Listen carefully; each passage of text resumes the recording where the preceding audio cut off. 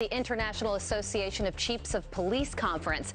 But Chicago's top cop, Police Superintendent Eddie Johnson, is refusing to attend the president's speech. As superintendent of this police department and this city, I have to take into account not just my personal feelings about it, but our core values as a city. Johnson criticized what he called racial insults and hatred coming from the Oval Office. Police are looking for tips to bring a tip jar robber to justice. A young man swiping a pot of cash from a coffee shop in New York before an off-duty cop jumped into action.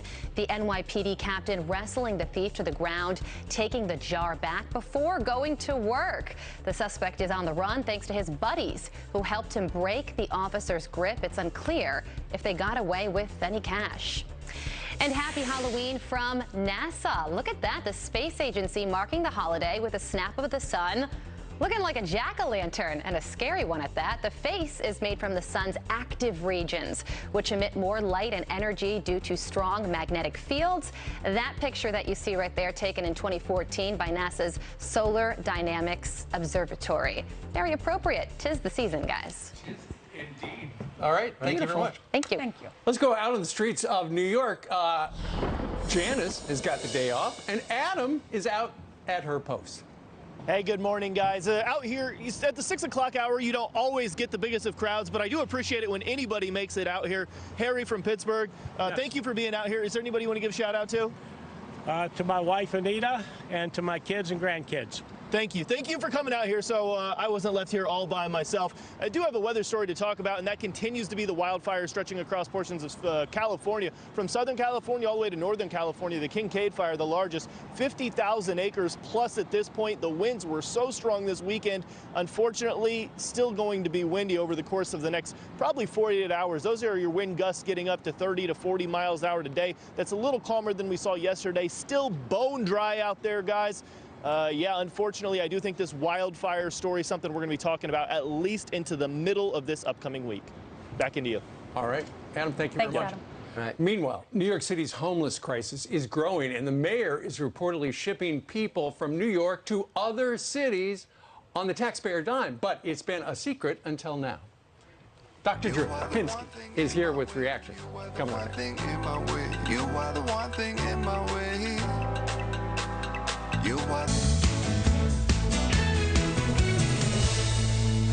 There is new scrutiny on the homeless crisis here in New York City, as a new report claims the city is secretly exporting the homeless to Hawaii and to other states. Wait, what? Yeah. That's right. It's all part of the special one-time assistance program, which has reportedly cost local taxpayers here in New York $89 million on rent alone to send over 12,000 people to places all across the country. What's even more mind-boggling, over 200 of those folks have wound up right back in New York City. Why not? Joining us to react, celebrity addiction specialist Dr. Drew Pinsky. Drew, good morning to you. Morning. Why not, indeed? So we are paying people to leave New York Yes. to go to places like Hawaii. Yeah, it's incredible. But it makes perfect sense to me, given how the people in power today seem to be trying to solve the homeless problem.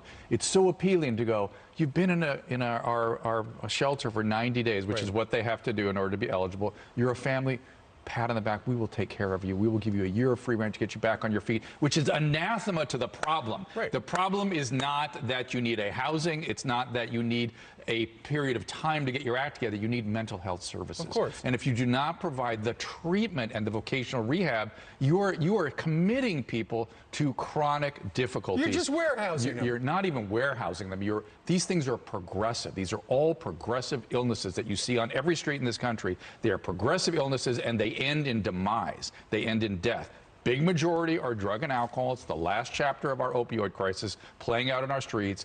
Lots of mental health issues. We started this back in the 60s, which was eviscerating the state mental health system. We belched people out onto the streets, the nursing homes, and the prisons. We've mostly taken them out of the prisons, and we pushed them out onto the street. It's awful.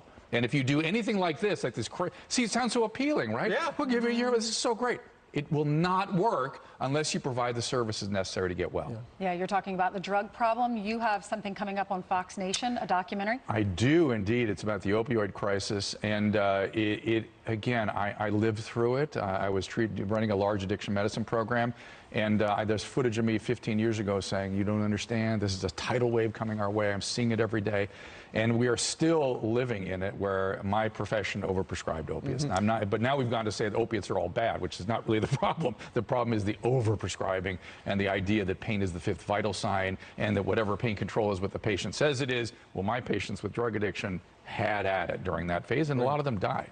Take a quick look. Here's part of America's opioid conspiracy on Fox Nation. Americans are more likely to die from an opioid overdose than in a car accident. We're talking about a situation where doctors are primarily responsible because they wrote the prescriptions, but drug manufacturers applied them. They were duplicitous, but it was my profession through and through that caused this thing. And it was a quasi-religious ideology that grabbed a whole field of medicine.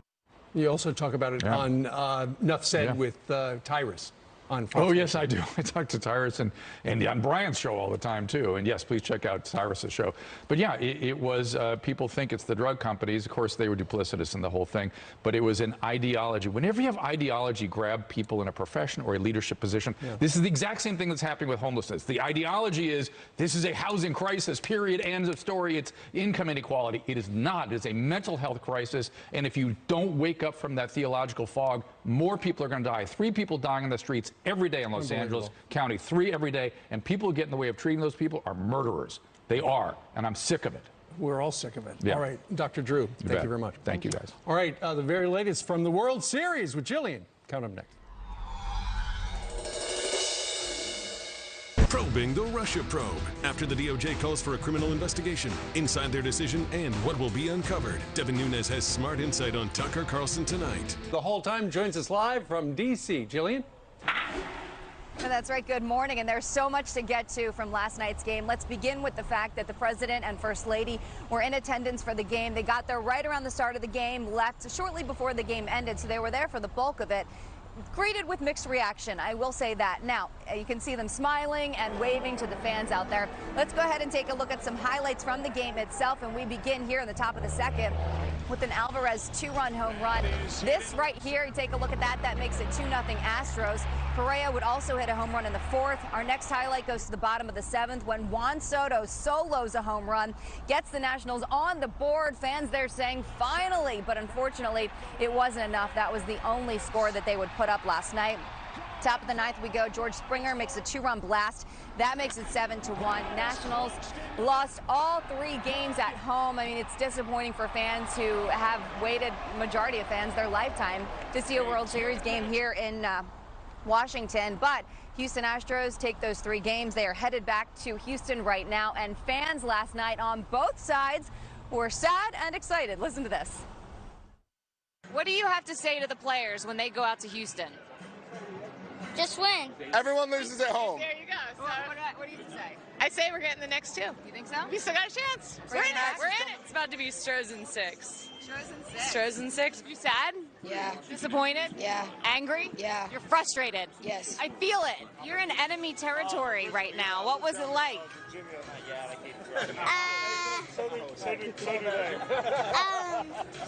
They're screaming. I mean, people are disappointed. People are leaving early. That kind of stinks. That's true. That's true. I still have faith in them. I'm still waving the flag. I think we can pull through it. We've already won 2 at home, at their home already, and we'll make it happen. Going back to Houston, take it home in front of the fans. All right, so